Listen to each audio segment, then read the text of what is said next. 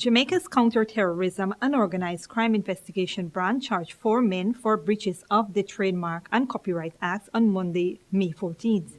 Reports are that over the weekend, a team of investigators carried out special operations in St. Anne's Bay, where the men were found selling fake Campari liquor to wholesalers in the parish.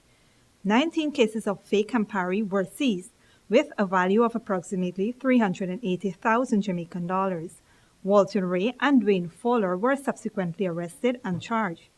They are scheduled to appear in the St. Anne's Parish Court on Thursday, July 5th.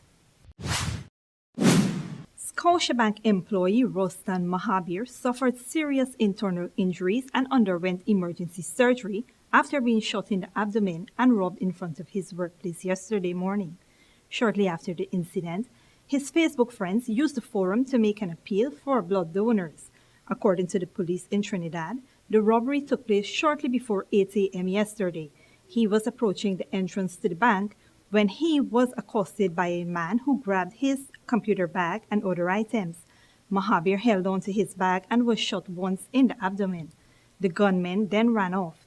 Mahabir remains listed in serious condition at the San Fernando Hospital in Trinidad.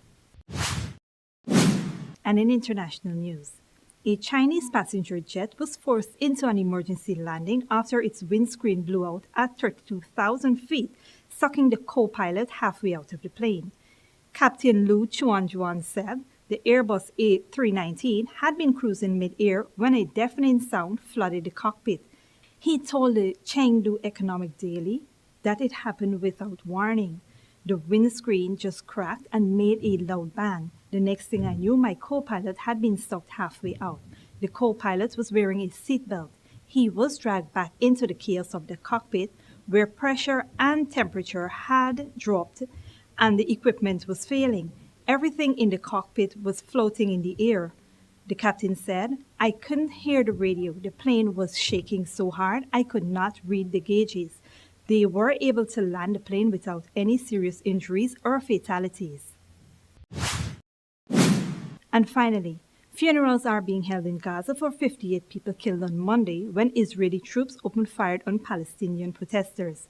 Monday's violence came as the U.S. opened its first embassy in Jerusalem, a controversial move that broke with decades of U.S. policy and infuriated Palestinians. The burial coincided with the 70th anniversary of the Nakba, a mass displacement of Palestinians after Israel's creation. Israel's military said it was preparing for further clashes on Tuesday, but Palestinian groups indicated they intended to rein in the protests. Monday was considered the deadliest day in the nation's history since being at war in 2014.